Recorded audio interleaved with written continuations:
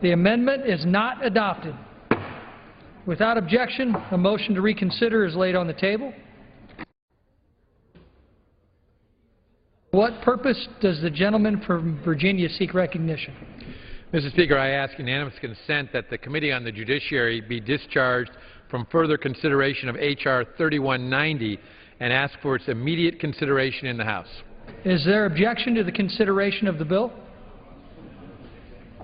Without objection, the bill is engrossed, read a third time, and passed, and the motion to reconsider is laid on the table.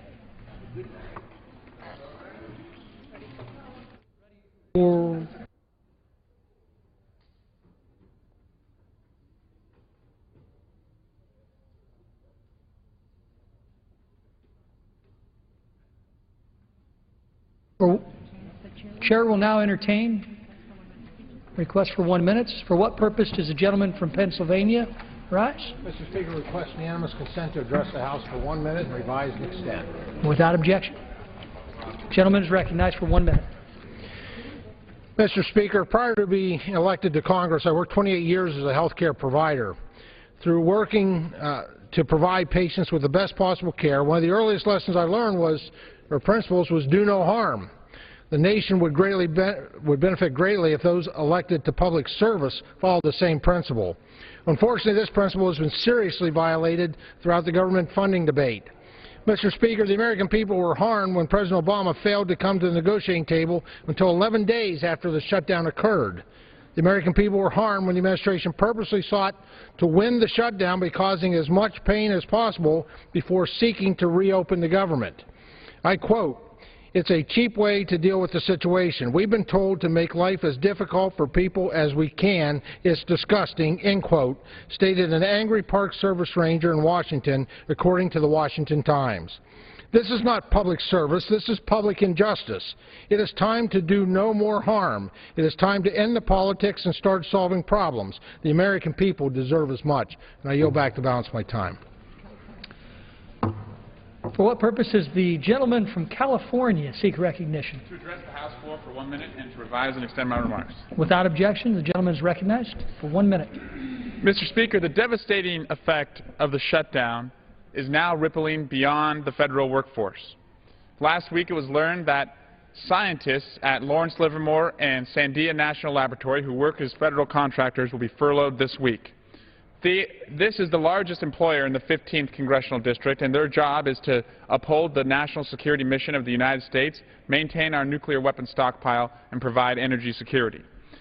I flew home yesterday to hold a town hall meeting for Sandia and Livermore employees, and the room was filled with fear and anxiety about how they'd meet their bills and obligations and what they would do next. Enough is enough. The responsible thing to do is to end the government shutdown and put back to work our federal workforce and our government contractors.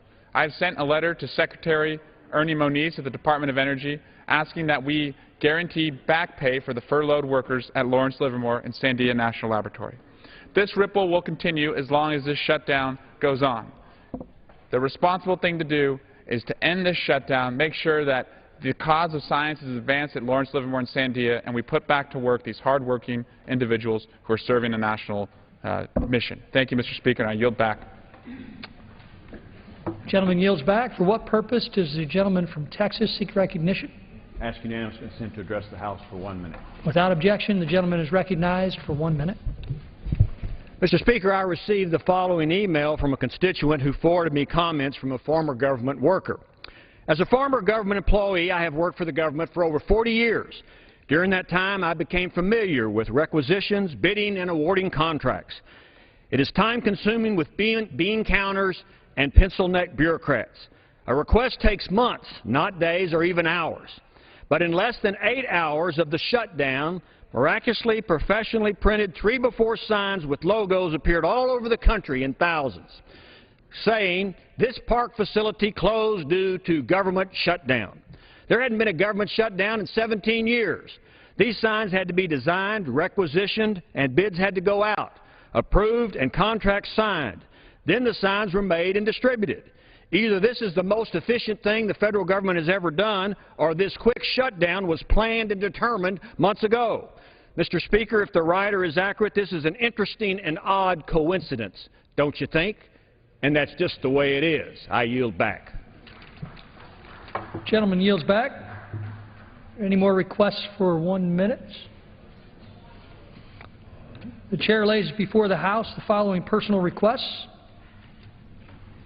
Leaves of absence requested for Mr. Culberson of Texas for today, Mr. Fatah of Pennsylvania for today, Mr. Gene Green of Texas for today, and Mr. Pastor of Arizona for today. Without objection, the requests are granted.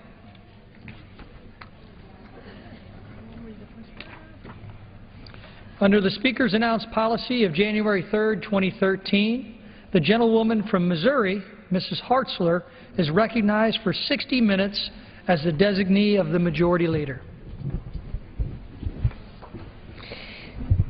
Thank you, Mr. Speaker. Tonight the country is facing great challenges. The challenges of Obamacare, of runaway spending here in Washington, and of our fiscal crisis that's increasing our debt over and over again. Now is the time for solutions, and now is the opportunity that we have to get things right and to turn things around. I'm looking forward tonight to visiting with my colleagues about the challenges we have before us as well as the opportunities.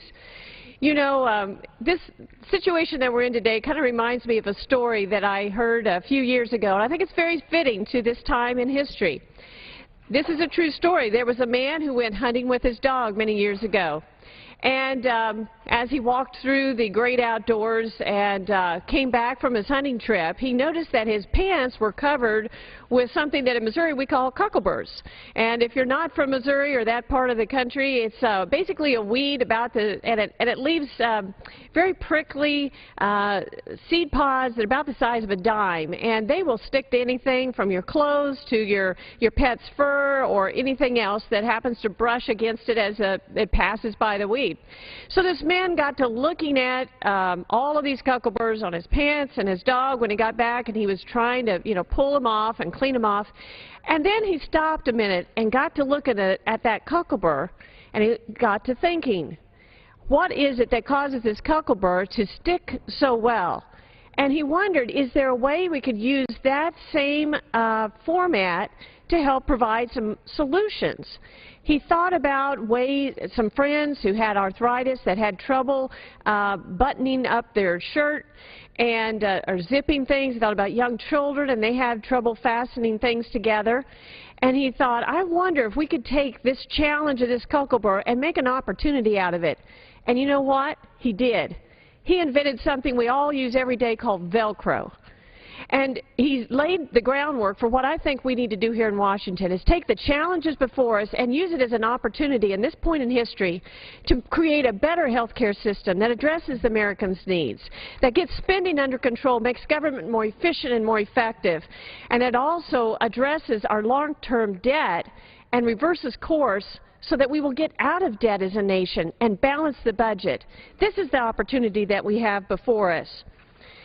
I wanted to, before my colleagues shared their thoughts on this, I wanted to talk just a minute about the challenges that we have in Obamacare. There are so many reasons that at this time in history we've been taking a stand here in the House and saying it is time to reverse this onerous policy because the American people don't want it and it's hurting them. I wanted to share at least 7 things that are challenging about this law. The first thing is that Obamacare is causing an increase in premiums. I got last week an email from a constituent who sells insurance back home.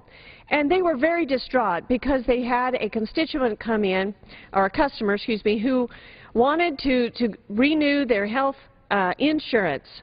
And after they figured out what it would mean through Obamacare, they discovered this customer was going to have to pay $1,500 a month. And that isn't even the full premium their employer would pay some others. So when you added it all up, this family, she had to tell them, was going to have to pay $18,000 a year for their health care. Now this makes the difference in that family whether they can send a child to college or not. It's wrong. We need to have some solutions here. Something else I heard today. I was visiting with a constituent who told me that they went on the exchanges to see what Obamacare would do to their health care premiums. What she found out is that her insurance next year is going to cost $200 more a month than she's paying right now, plus she's going to have a larger deductible, and her coverage is going to decrease. So she was obviously very upset. Obamacare is increasing premiums and increasing costs on Americans. That's wrong. It's time for solutions. Number two, Obamacare is killing jobs. Despite what others on the other side of the aisle say, it is killing jobs. 1 in 5 small businesses report that they're letting employees go due to the new law. Others are deciding not to expand their business due to the new law. The Gallup survey this year found a staggering 41% of small business owners are holding off hiring new employees due to Obamacare, and 38% have pulled back on plans to grow their business. I have an example I wanted to share with you from my own district. I was visiting with a small business owner the other day. They're doing pretty well. They have a small business. It's been growing, and the exciting thing is they said, Representative Hartzler, we want to open up a second location. We want to hire some new workers. We're very excited about it. But they looked at Obamacare and the requirements involved, and they said, we cannot afford it. If we open up the second location, hire new workers, we're not going to be able to keep going. And so they decided not to expand their business. Now, the thing that makes this extra tragic is in this town, there have been a manufacturing plant closed down over the last few years. There are hundreds of people in my district looking for work who would love to have that job. But because of Obamacare, they're not going to be able to do it. This business owner wants to expand, but they can't. That's wrong. Obamacare is killing jobs. That's why it's time for solutions. Number 3, Obamacare is reducing the take-home pay. You know, it's been many years since many Americans have got a raise. They're making do, but if anybody goes to the store like I do every weekend and buys groceries and other things for your family, you know that things are costing more and more. So we have a real problem here. Americans aren't getting pay increases, and yet the cost of living is going up.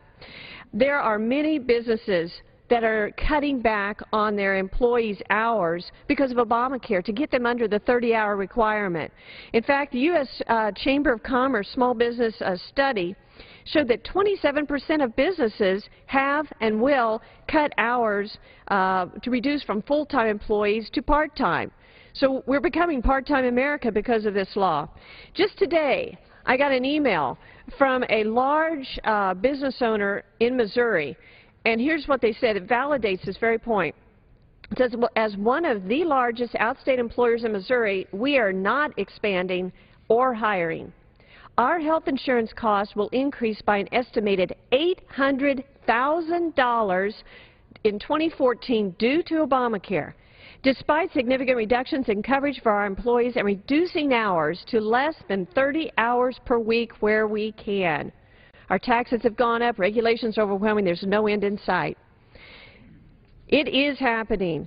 Number 4, Obamacare is jeopardizing our personal security and our privacy. How would you like to have your Social Security number made available to everybody? According to an August 7th Forbes magazine article, it says, in order for Obamacare to work, the government will need to know a lot about your financial, medical, employment situation, and this could very well, Obamacare's exchanges, end up illegally exposing Americans' private records to hackers and criminals. Just last week, when Obamacare went online, McAfee, which is one of the nation's premier internet security companies, they tweeted out that Obamacare is a hacker's dream. This is very, very concerning. It's clearly time for solutions. 5, Obamacare is simply not working. I'm sure many of you have heard the news reports. This is just a 4-page outline of all the different headlines from around the country about how this is not working. Florida, it says the glitches in this new electronic health care sign-up system almost began immediately and they never let up. Missouri, it says, but in Kansas and Missouri is more in a fizzle than a bang. North Dakota says that he and his staff were monitoring the federal website Tuesday but were unable to access it. West Virginia says 10 hours later, after 2 attempts at signing up and 1 45-minute call with a federal agent, Technical glitches have prevented a 60-year-old grandfather from purchasing a plan. It goes on and on. There are real problems there. Thank you, Alexis. And Obamacare is unfair. You know, President Obama has exempted big business from having to comply with Obamacare for a year, and he's granted over 1,300 waivers. Yet he hasn't given a waiver to the hardworking American public who deserves it. That is not fair. And lastly, something that a lot of people don't know, but a lot of people care about or should care about, is that Obamacare uses tax dollars to pay for abortions for the first time, and it hides the fact that people will be paying for abortions in their monthly bill. Here's how it works. The law says that at least one policy in every exchange has to cover abortion. But it also says, the law says, that they can only disclose that as part of the huge summary of benefits and all the fine print that is there at only the time of initial sign-up. So many people right now are going online and they're looking, they've got these policies that come up, there's all these fine print. They don't even know that that policy includes abortion. Well, Obamacare is going to have subsidies to help people pay for their premiums. That subsidy comes from our tax dollars. Many Americans do not want their hard-earned tax dollars to go and pay for abortion, yet it will. And sadly, the people many times will not even know if their policy has abortion or not. There are many Americans who support life, and when they go to buy it directly, they will not know. But inside the bill,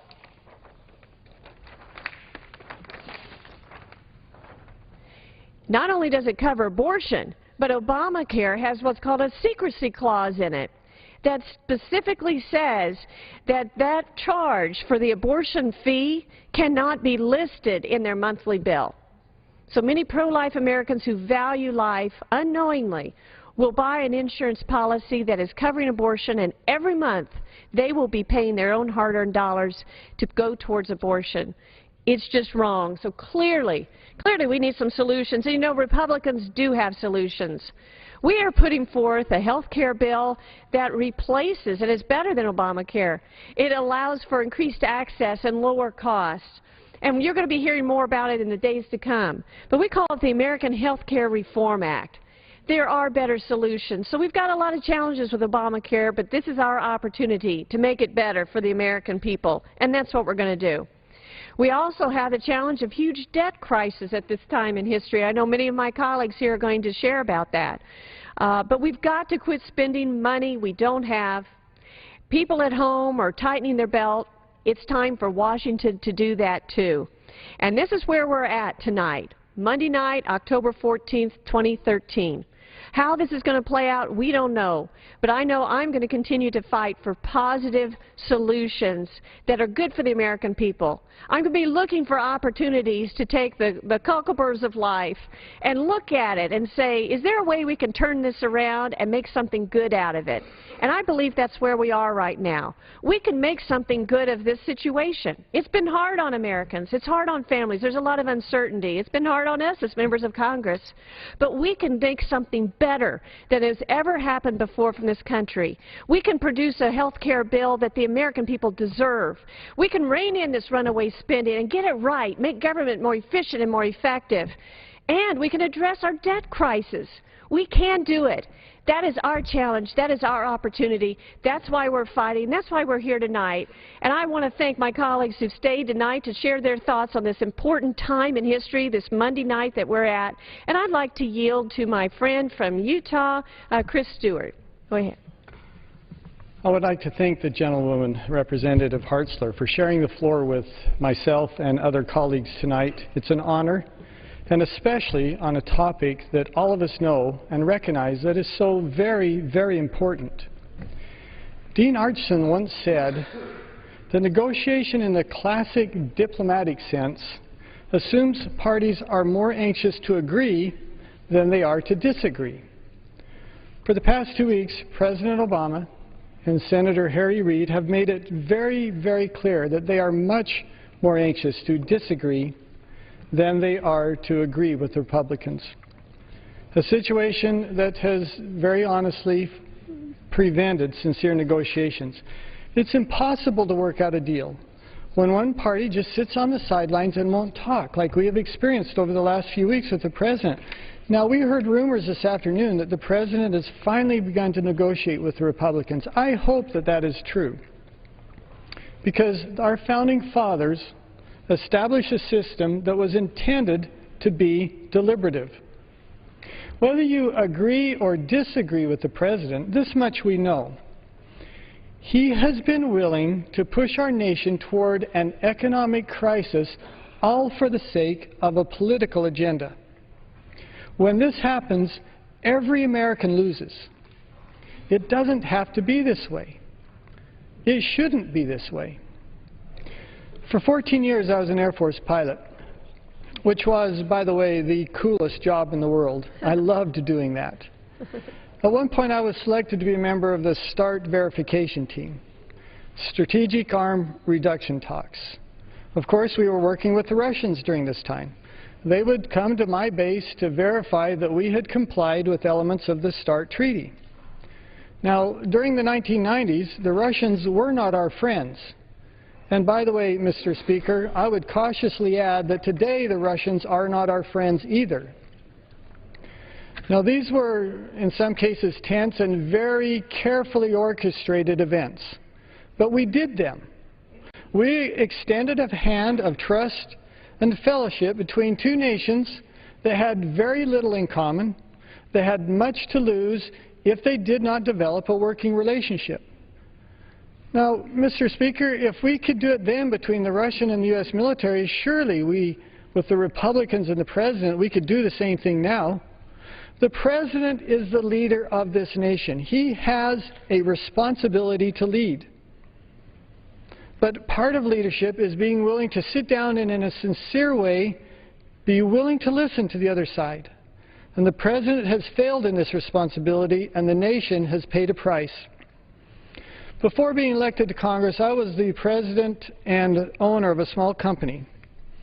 Now, being part of a small business means developing relationships that are built upon trust. With the disastrous rollout of Obamacare, the President has clearly broken the trust of the American people. $634 million. $634 million. That's how much it cost to develop Obamacare website. Facebook operated for 6 years on less money than that. Twitter was launched and operated for less than half the cost. Instagram, LinkedIn, Spotify, all were designed, implemented, and operational at a fraction of the price of Obamacare webpage. And yet, in one of the most embarrassing moments in Obamacare history, and I believe this will be a history that will be rife with embarrassing moments, news organizations had to search high and low throughout the country to find one person last week who could be verified that they had actually signed up on the Obamacare webpage. And, of course, days later, we had born the legend of Chad, something that many people are very familiar with. Harkening back to my military days, if I had been given a mission and had so utterly failed to accomplish that mission, I would have been held accountable. So I ask, Mr. Speaker, when will Kathleen Sebelius be held accountable for this disaster? After more than 3 years and after more than $630 million and a failure to launch such as this, why does she still have her job? But let's remember this. At the end of the day, we're not talking about Obamacare, and we're not really talking about a web page or sequester or yearly continuing resolutions. What we're really talking about at the end of the day is our nation's crushing national debt.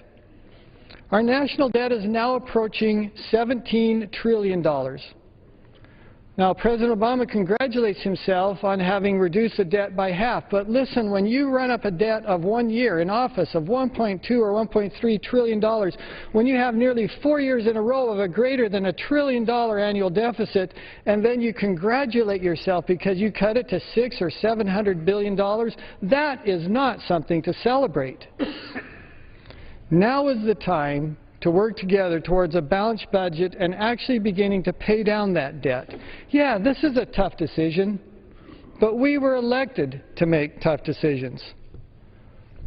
My plea to the Senate and to the President is please come to the table.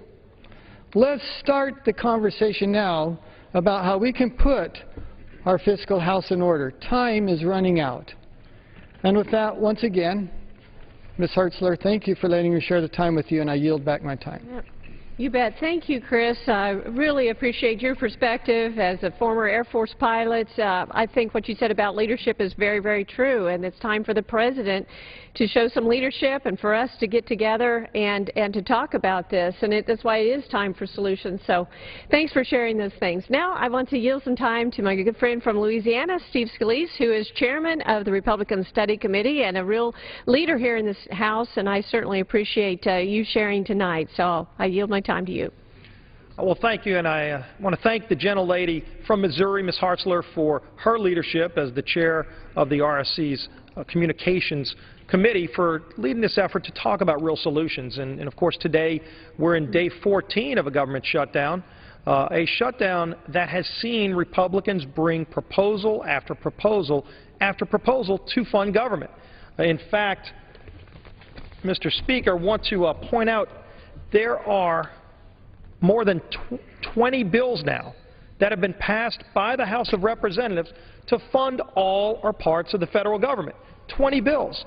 This chronicles the timeline going back to September 20th, by the way, well in advance of the midnight hour, where today on day 14, by the way, President Obama has still yet to even engage in conversations.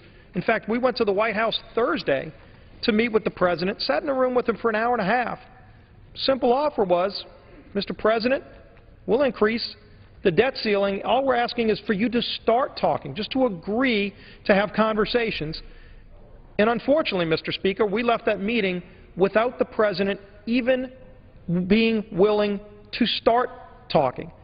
And so we're 14 days into a government shutdown that the President's decrying. He's calling people names. You've got people in the White House literally calling people suicide bombers, terrorists, and all kind of other things that are so unbecoming of the office of the President of the United States. Again, a President who said he was going to change the tone in Washington, allowing people in his White House to call people on the opposition terrorists and suicide bombers.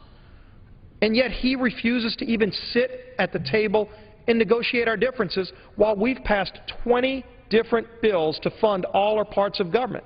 And what are some of those parts of government? Bill to fund Veterans Affairs. Now, Mr. Speaker, for all the areas of disagreement we have in Washington, and clearly with a divided nation, with divided government, there are areas where we have disagreement.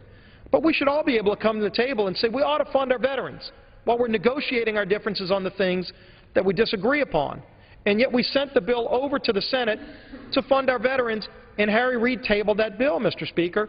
We sent a bill to say disaster aid shouldn't be something that we disagree over. We passed a bill with bipartisan votes, sent it over to the Senate. In fact, we saw maybe one of the most disgraceful acts by a Commander-in-Chief, Mr. Speaker, where for days we saw this administration refusing to give death benefits to our fallen heroes, a moment I don't think we've seen in our nation's history. And we passed a bill to say, don't hold our veterans hostage. And yet you still see barricades, I call them Obamacades, up in front of the World War II memorial, an open-air memorial where in normal days there's nobody there being paid to guard or block this memorial. It's an open-air memorial helped built by our World War II heroes. And yet when our World War II heroes come from all around the country, some in their 90s, come to see their memorial, they're greeted by barricades by this administration. And this is the kind of embarrassing leadership that we're getting out of the White House when all we're saying is, let's negotiate our differences like has always been done. You know, when Ronald Reagan was president, Tip O'Neill was the speaker, you had divided government. There were 12 different shutdowns, by the way, during that time in our country's history. And what Ronald Reagan did as a leader, as a great leader, one we surely miss today, Ronald Reagan started having regular meetings with Tip O'Neill. They actually built a relationship. started getting things done, and we saw one of the greatest revolutions, economic expansions in our country's history, because you had real leadership in the White House. Now, Mr. Speaker, we're still saying, again, we've sent 20 different bills over to the Senate, all chronicled, many of which had large Democrat votes out of the House. Still to this day, not one word from the President over whether he'll even agree to start talking. And of course, he wants to make it all about Obamacare. And clearly, there are big areas where we have disagreement, but it's not just a partisan issue. It's not just Republicans that have issues with Obamacare. Let's start with the occupant of the Oval Office. Barack Obama has problems with Obamacare. He's issued over 1,200 waivers to his signature law, as a gentlelady from Missouri pointed out. 1,200 waivers. I've yet to find one small business in my district who got one of those waivers, by the way. It was handed out to a lot of special interest friends who could get access to the White House. Is that the way the government's supposed to run? In fact, he even worked out a deal to give members of Congress an exemption from his signature health care law. So what we're saying, Mr. Speaker, is why don't we at least start with the basic premise of fairness, that if this law is so good, make it apply to everybody. If it's not that good, if it's so bad you need to issue 1,200 waivers to your friends, Mr. Speaker, then why not give that same waiver to all Americans? All Americans, until this thing's ready to work, which clearly it's not. As somebody once said, you know, the failures of this law, October 1st was a date that for 3 years they knew was coming, where these exchanges had to be up and running, and now we're hearing debacle after debacle, people still registering 12, 14 times without even being able to get through. Somebody said it's like flowers.com not being prepared for Valentine's Day, Mr. Speaker. And so, as we stand here today talking about getting our economy back on track, talking about the 20 different proposals we have sent over to the Senate to get government up and running, most of which haven't even been given a minute's consideration, literally tabled on party line votes by Senator Reid. What we're saying is, how about just fairness? Let's start with fairness and make Obamacare apply to everybody. If it's that good, why don't we make it apply to everybody? Get rid of all these special waivers, all these special backroom deals to everybody from the President's friends to members of Congress. Let's make this apply to everybody. Let's get the government back open. Let's start tackling our long-term spending problems that are causing programs like Medicare and Social Security to face bankruptcy, where we've put good plans on the table to save those programs from bankruptcy and, frankly, Mr. Speaker, to save our country from bankruptcy so we can hand off to our kids and grandkids the same opportunity that we enjoy today in the greatest country in the history of the world, a country that's facing serious problems, a country unfortunately facing a lack of leadership from the President, who 14 days into a government shutdown still to this day has not even agreed to start talking with people from the other party to work out those differences.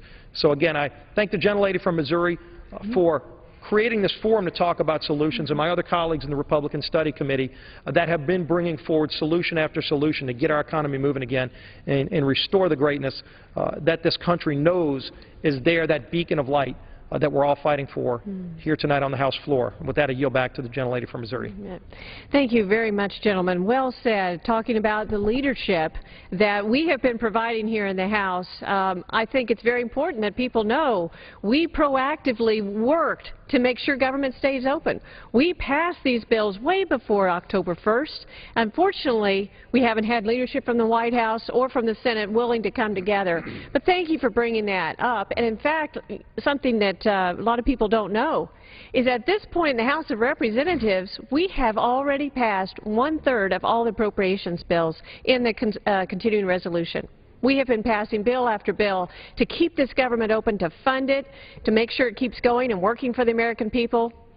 The Senate hasn't passed it. They haven't taken them up. So it's not us that's, you know, shut down the government or responsible for this lapse in funding, and it's certainly not us that's keeping it shut. But thank you very much for sharing that. And now I yield my time to Randy Weber from Texas. I'm really glad to have you here tonight and appreciate what you have to share. I thank the gentlelady from Missouri, and Mr. Speaker, it's good to be here. Mr. Speaker, since 1978, the debt ceiling has been raised 53 times. 27 of these increases have been used as a negotiating tool both by Congress and the President. So why not now? Mr. President, can we not negotiate now? And to borrow a somewhat trite phrase from days gone by, yes, we can. Sadly, today we have a president who does not want to make any concessions with House Republicans, Mr. Speaker. You know, Thomas Jefferson once said, "Pride cost us more than hunger, thirst, and cold." Has pride gotten in the way, clouding the judgment of our president, do you think, Mr. Speaker? Has this president chosen party politics and his unworkable health care law over working with House Republicans toward fair solutions that would help hard-working Americans keep more money in their pockets? Mr. Speaker, think with me here for a second. During a debt ceiling debate in March of 2006, then Senator Obama said, and I quote, "The fact that we are here today to debate raising Americans' debt limit is a sign of leadership failure. It is a sign that the U.S. government cannot pay its own bills. It is a sign that we now depend on ongoing financial assistance from foreign countries to finance our government's reckless fiscal policies. Increasing America's debt weakens us domestically and internationally." He went on to say, Mr. Speaker, that leadership means that the buck stops here. Instead, Washington is shifting the burden of bad choices today onto the backs of our children and grandchildren. He said, "America has a debt problem and a failure of leadership. Americans deserve better." And I end his quote. Yet, here we are, 7 years later, and we are debating the exact same thing. Why is that okay now? I would ask him, Mr. Speaker. Why is that okay now, Mr. President? Do we have a failure of leadership? Can we admit that? Yes, we can. It's a failure of leadership also for spewing such venomous rhetoric when the governing process doesn't go your way, calling Republicans names. It's a failure of not listening to the American people. Can we call this a failure of leadership? Yes, we can. The American people want the government reopened. They want to make their own health care decisions. The shutdown the American people want is the out-of-control government spending, the $17 trillion debt that's been amassed, that the President in his own words said is a failure of leadership, and in another instance, unpatriotic. Mr. Speaker, House Republicans have put forth proposal after proposal to fund this government, to keep it open, to protect the American people from the President's hostile takeover of the health care system. Sadly, still, Mr. Speaker, we have a President and a Senate Majority Leader acting like petulant children, refusing to come to the table to negotiate, prolonging that failure of leadership. Each day that passes with the Affordable Care Act going into effect, our nation's fiscal health gets worse. A failure of leadership. I love America too much to let it fall under these circumstances. I will not stand by and watch as our country crumbles because of a president who is not willing to work with us and come to the table and to carry out this prolonged failure of leadership. I'm Randy Weber, and America is worth fighting for. And I thank the gentlelady from Missouri for fighting alongside me and continuing this valiant effort. Thank you. You bet. Thank you, Randy. It's an honor to stand beside you in this. And it is a time for solutions. And people wonder, can we get this right? Can we make things better? Can we keep the opportunity for the future? And with you, I would say, yes, we can. But we're going to keep working on it. Thank you very much. Now I would like to yield to my friend from the Midwest, from Indiana, Marlon Stutzman. Please, what would you have to share with us tonight? Well, first of all, I'd like to thank the gentlelady for yielding and for organizing this special order about solutions. And that's what the American people expect from us as Congress, whether you're Republican or whether you're Democrat. The American people are looking to Washington to find solutions, to work together to make America strong again. And so I want to thank you for your comments today and for representing your district so well. You know, it doesn't take much to sort out and to realize the difficulties that we're facing in our country and what our federal government is facing: $17 trillion of debt, a struggling economy, a health care system that does need to be fixed. People are looking to Washington to gain confidence in the marketplace. And, you know, in spite of Washington, you will find bright spots throughout the country where good things are happening. But it's not enough, though. We can still do better. And it is time for Washington to find solutions for our economy, for the American people, for American families, so that way when a family sits down to have dinner tonight, they're not going to be wondering if Dad's going to be going to work next week. They don't have to worry about, is Mom going to have her job the following month? What's going to happen after Christmas time? What's going to happen next year? They hear so many different stories about the new health care law and what does it mean for them? What's their insurance plan going to be like next year? So many unknowns, questions that are not answered because of the uncertainty that Washington has placed irresponsibly on the American people. And so while we know we have $17 trillion of debt, a deficit that is running out of balance, a health care law that is crushing the American people today, an independent payment advisory board that has 15 board members that are unelected and unaccountable, who will be making health care decisions for Americans in the near term, while the unemployment rate is still at 8%. Mandates from Obamacare are forcing companies to cut hours. Too much uncertainty is being created by our federal government. And while small businesses are trying to figure out how are they going to make ends meet next year, how are they going to plan their budget when they know the mandates and the cost of insurance continues to crush them? How are they going to create new jobs and expand their companies if regulations continue to hamper them and the new health care law continues to sidetrack them? One of the taxes that is in the health care law that is driving jobs away from Indiana is the medical device tax, also known as the pacemaker tax, the wheelchair tax. Anything that is made as a medical device, as a hip, a knee, a joint, any of these things are taxed now because of Obamacare.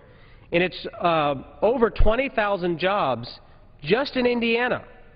And Warsaw, Indiana in particular, is the orthopedic capital of the world.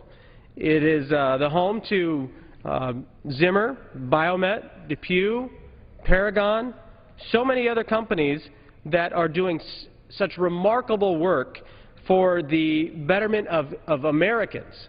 I know that my grandmother had her hip replaced before she passed away 10 years ago, and it changed her life. It gave her a new ability to enjoy life with her children and her grandchildren. This is an industry that is being harmed by Obamacare, and it's time that we take a step back and reevaluate and find new solutions. Unfortunately, this tax is putting 2,000 jobs in jeopardy in Indiana, and I believe that it's time for Washington, for the President, for the Senate, for the House to come together. Let's stop stumbling from crisis to crisis. That's not the best way to govern. The American people are tired of the way Washington has these cycles of political stunts and fiscal cliffs and all these other created, manufactured crises. And, you know, Hoosiers know, many Americans know, that in order to get a job done, you have to sit down and figure out a way to get it done, talk about it, and then go out and do it. But Washington is broke because government spends too much and talks too little. So I think now is the time for us to get serious about our debt. We need to reform our entitlement programs. We need to work towards reforming our tax code. We have solutions. We have ideas. We can make things better for not only the American people, but for the world, if we just trust the instincts of the American people.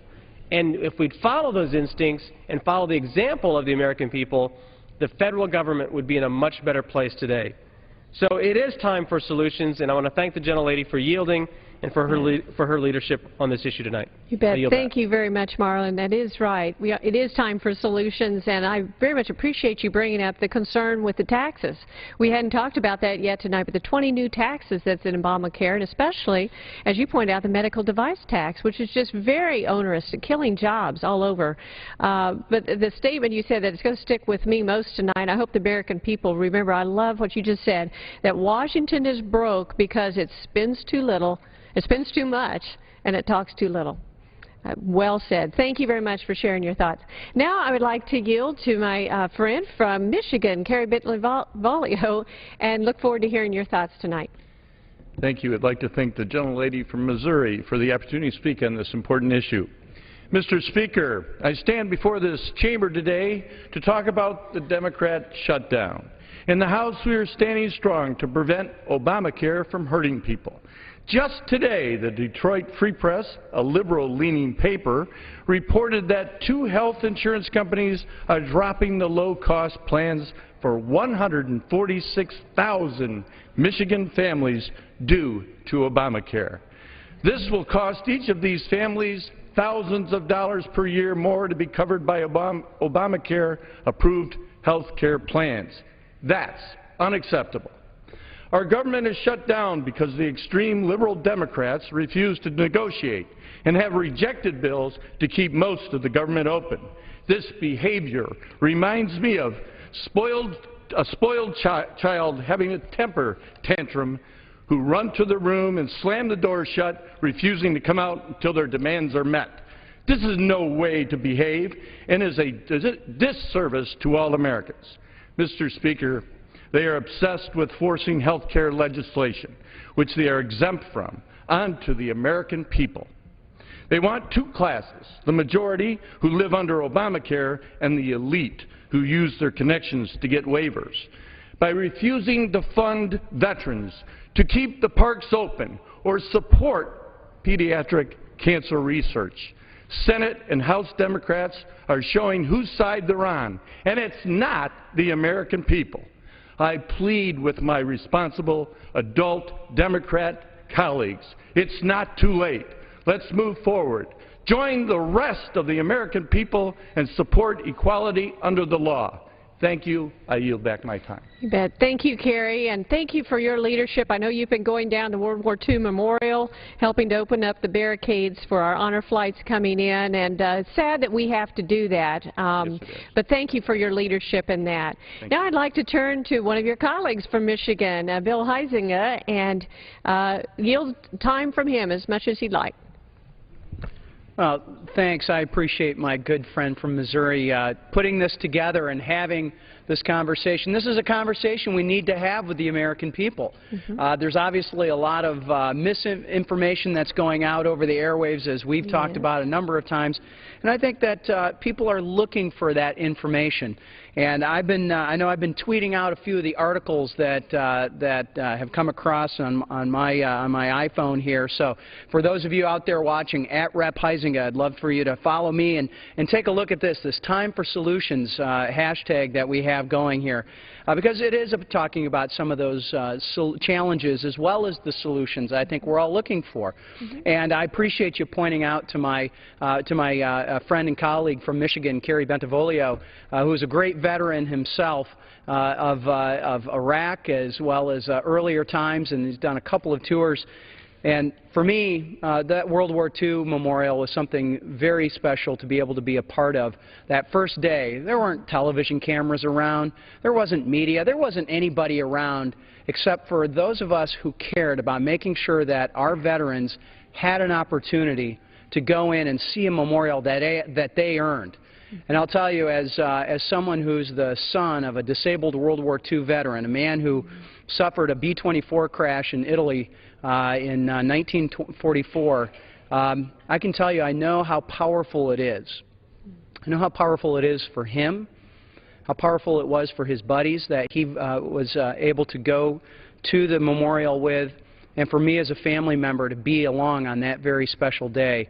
At the least that we can do, we need to open that up. And it's not just the World War II memorial. It's the Korean memorial.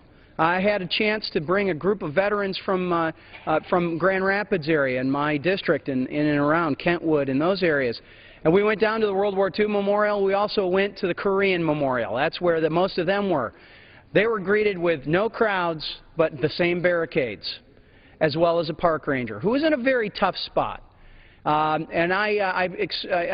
proceeded to tell me that, he said, Congressman, I'm here to tell you that this monument is closed, that this park is closed.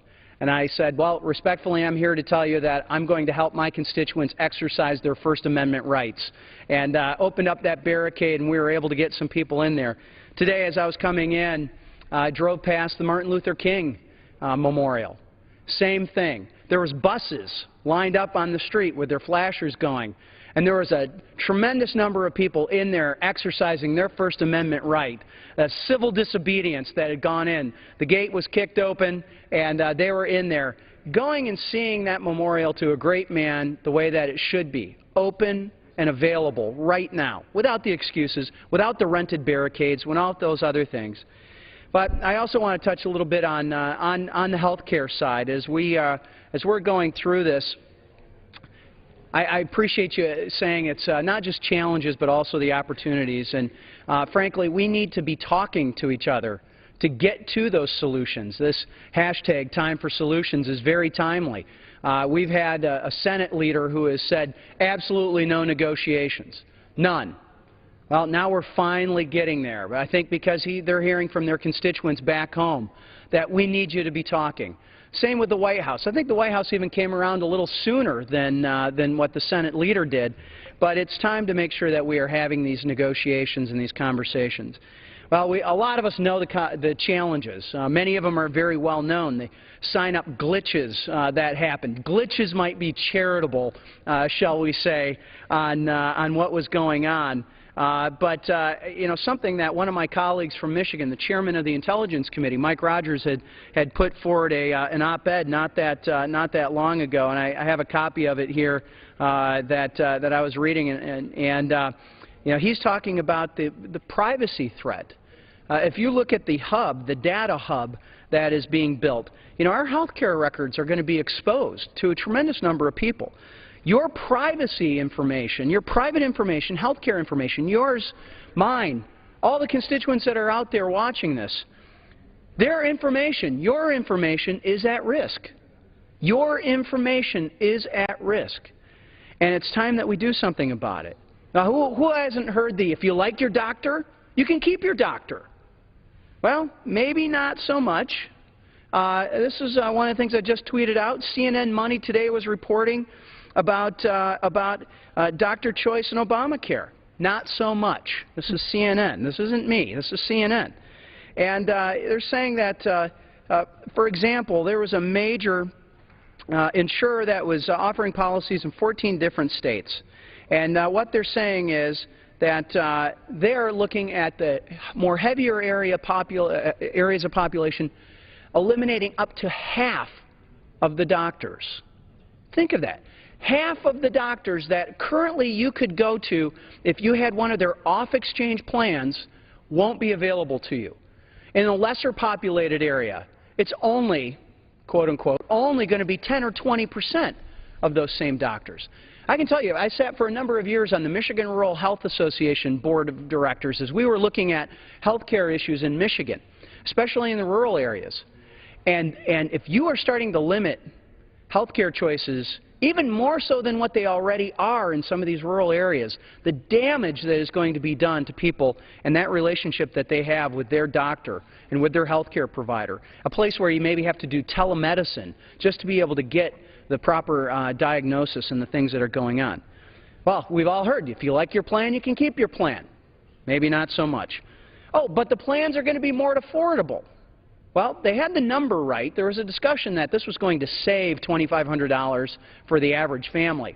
Unfortunately, we now know it's the right number, but the wrong direction. It's actually going to cost the average family, like mine. I've got 5 young kids. It's going to cost $2,500 additional. That's the wrong direction. Some of the lesser knowns. I'll give you an example of my nephew Andrew. My nephew Andrew is putting himself through college. He's working as a waiter in a nice restaurant. A couple of months ago, they called everybody in for the staff meeting and said, by the way, we're going to be starting this soon, no more than 29 hours per week. No more than 29 hours per week. And he said, you know, Uncle Bill, I can get through this. It's not going to be easy. It's not going to be my choice, but I can get through it. But he's looking at these colleagues, these single moms that are saying, now where do I go for another 10 hours? Now how do I figure out where I'm going to make ends meet and how I'm going to make ends meet? You know, I think that's why we've seen letters by those big Republican organizations like SEIU, the Teamsters, the AFL-CIO. Not exactly institutions normally related and associated with the Republican Party. They have put in formal letters saying, wait a minute, this is not being implemented the way that it was supposed to be implemented. They are afraid that there's an attack on the 40-hour work week. As well they should be afraid. As well they should be afraid. That's exactly what is happening right now. And we need to be making sure that we're pushing back at that. The medical device tax has been brought up a little bit. This has a significant impact in Michigan. Stryker Corporation out of Kalamazoo area. They have said publicly that it is going to cost them 1,000 jobs. 1,000 jobs. All right? It's also going to be hundreds of millions of dollars in new taxes that are being laid on. This Obamacare tax, it's been deemed a tax by the Supreme Court. So let's talk about it in the terms of a tax. It's time that we repeal this tax. It's time that we not take those 1,000 jobs away from Stryker. Time that we not take those jobs out of Ann Arbor, an innovative hub. Time that we not take those jobs away from the next entrepreneur in Grand Rapids on Pill Hill, Medical Mile, as it's sometimes called. We make sure that they've got the same opportunities, not less opportunity, the same opportunities. That isn't going to happen under this. And as you had pointed out, coverage, the mandatory, forced coverage of abortive services that is mandated in this bill is absolutely wrong. I have a company that is gaining some prominence in my district called AutoCam. And John Kennedy, the majority stakeholder and president and CEO of AutoCam, was just in Washington sharing his story last week. As a devout Catholic, he had made the decision that that wasn't going to be something that he would offer in his plans. They're self-insured, and if his employees wanted to go do that, and that was their choice. But he wasn't going to be forced to pay for it until this bill. Until this bill came along and said, it doesn't matter what your personal beliefs are. It doesn't matter that you own the company. It doesn't matter that your religion says this is wrong. We know better. This government knows better. And we're going to force you to spend that money to provide a service that you wholeheartedly disagree with. Does that sound like the American way to you? Does that sound like the American way to any of us? Absolutely not. Yet somehow we're viewing this as acceptable. Waivers for the politically connected has been talked about. As long as you've got a good friend that's either in the White House or at Health and Human Services, we can probably work something out for you. Now, how does that feel? Now, today, though, we finally maybe got to the root of it. You know, the Senate had been going along, no negotiations, no negotiations, no negotiations. Oh, but if you want to spend some more money, if you want to roll back those automatic across-the-board cuts that we had agreed to 2 years ago, Maybe we'll start talking about some reforms. That's what it is, as we've talked about. This is about spending. This is about a group of people that want to see government grow. They want to see the footprint of the government just smash down on top of everything here and take control of our daily lives. That is really what the problem is. And so now we're seeing what the Senate's really all about. It's about spending. It's about more spending and more control for them.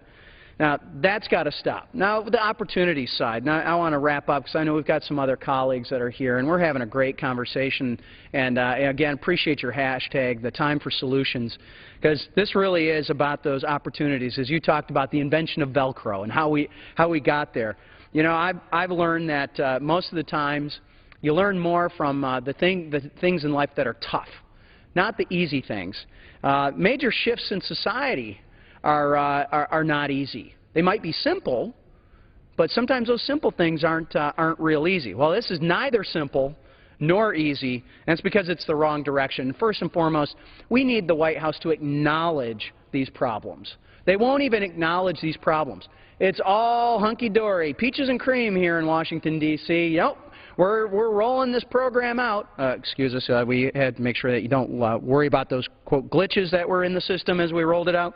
Oh, please don't look at those exemptions and carve-outs that we've had, and please don't, whatever you do, please, oh please, don't talk about how this is a growing frustration that the American people have, because that would somehow acknowledge that the American people might know better than they do down at 1600 Pennsylvania Avenue.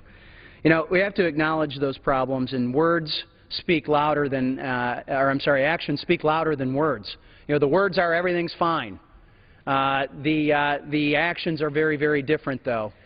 The actions are very, very different out of this administration as they've signed 17 changes into this law, as we've seen these carve-outs, as we've seen them do things like make sure that the individual mandate is kept in place, but the other mandates are not put in. And I know my colleagues are here too, and I want to give them time. So I'm going to wrap up with this. And my friend from Missouri, thank you for doing this. It's time that we do make those substantive changes and restore some faith. Restore some faith with the American people, that we have their best interests, and make sure that Congress can live under the same laws that they vote for and that they pass for. And with that, I appreciate you having this conversation tonight. Thank you very much, Bill. Those were very eloquent remarks.